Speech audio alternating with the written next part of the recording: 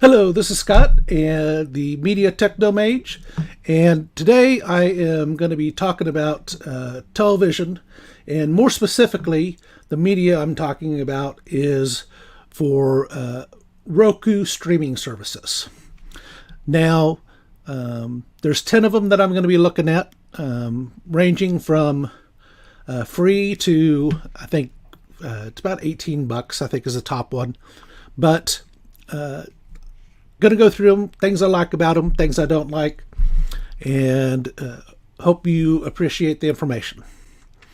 But starting off, first one is Netflix.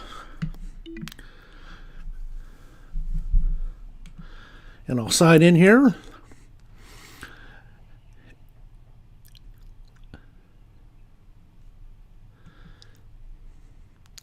And basically, as I say, there's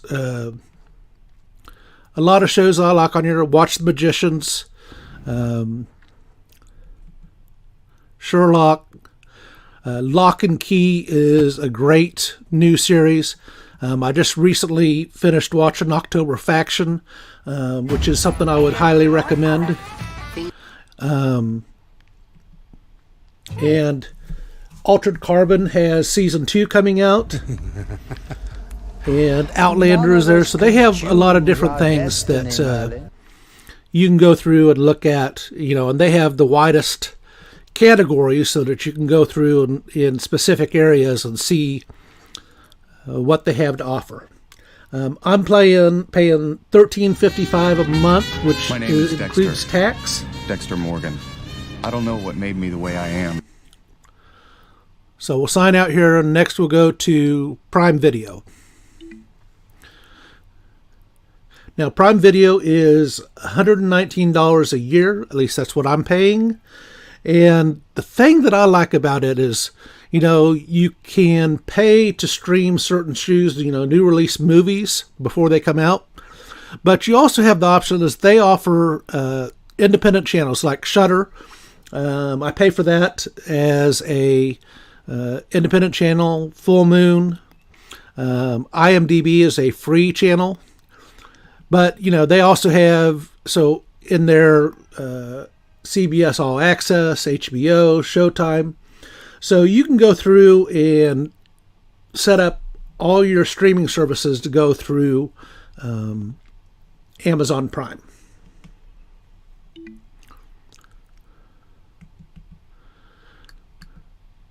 The third service here I'm going to talk about is Hulu. Now, I had originally unsubscribed from Hulu because it went through and I was paying I think $11, $12 a month. And without any real explanation, I think it just was a factor of going through and clicking on, some things, and it set up DVR access, it set up live sports streams. And next thing I knew, they charged my credit card for $70 a month. And I discontinued it for that, as well as the fact that when I've been living out of an RV, so as I'd travel around, I'd log in from different places to be a different IP address. Well, they only allowed you to switch where you were getting your feed from 5 different places in a year. You could only change locations 5 times a year. And as I was moving around every 3 days, that really wasn't an option for me. So I discontinued it for that section. But I came back to it for the main reason that, they have Saturday Night Live. So you can watch the most recent Saturday Night Live episodes the next day. As well as my niece and nephew were into Letterkenny. And so that's something that you won't get anywhere else. And that's an interesting show.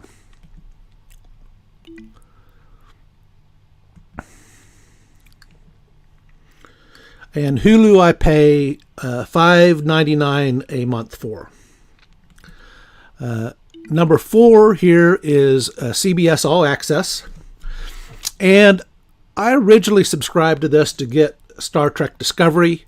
I stopped watching that show early on in the second season. But I also watch CBS Sunday morning every week. So it's that. I've been watching and enjoying Picard, and that's recent come out. And I really enjoyed The Twilight Zone. So CBS All Access, I pay $9.99 a month for. And the main reason why I could keep it and continue to subscribe to it is because my parents are a big fan of Perry Mason, and we've gone through and watched about every episode over the last 2 years because of CBS All Access.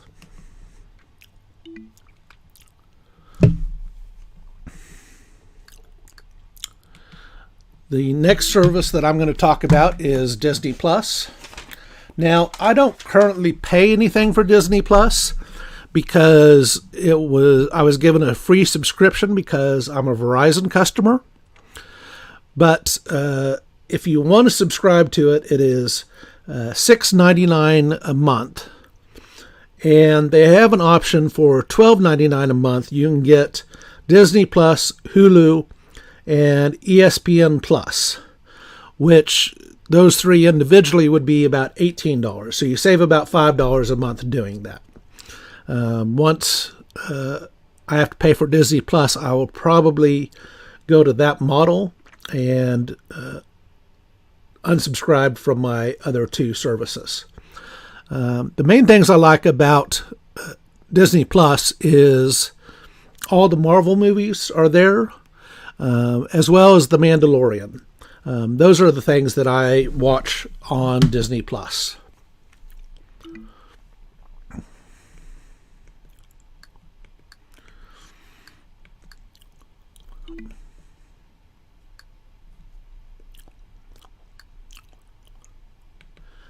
I am also a huge sports fan.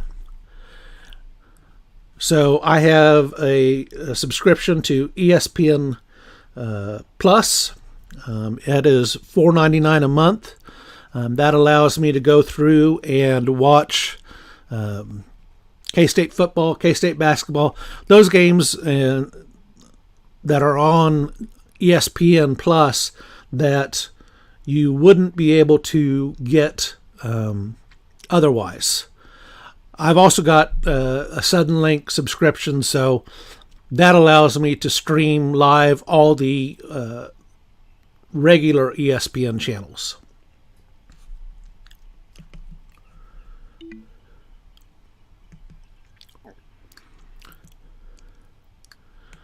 The seventh service I'm going to talk about is FUBU TV. And it is a sports streaming service. And I pay a little bit more for that. Just a little over $60. It's $44.99 for the basic service. I pay $9.99 a month extra to have the DVR option added in, as well as I have the Sports Plus package, which is another $10.99, which allows me some of the other soccer channels like Goal that otherwise aren't you wouldn't get on any other platform. They have a really good interface as far as showing you, okay, what's coming up today and the next few days. Very much like your standard cable interface. Like here's BN Sports and PSG game coming up.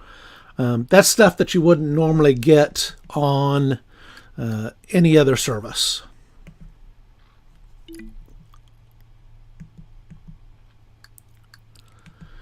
Subscription number 8 that I'm going to talk about is DC Universe. And there are several shows that I like on here. Harley Quinn is great. Kaylee Cuoco voices Harley Quinn. And the one thing I will say about DC Universe and their shows is a lot of them are very adult oriented. So it's not something that you could watch with your kids. Even though Harley Quinn is a cartoon, it's a very adult themed cartoon. Additionally, I like Titans, Doom Patrol, Swamp Thing. I wish they had done another season or more seasons. However, I understand why they discontinued it once the state of Georgia cut back their commitment to the filming of it. I pay $5.99 a month for DC Universe.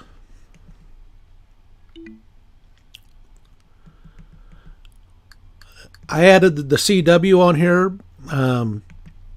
It is a free channel, but there are a lot of fantasy and science fiction shows that I enjoy watching here. So you have all the Arrowverse shows, as well as Legacies and Supernatural. Supernatural I've been watching since season 1. So you have lots of options as far as, shows that you can stream from there.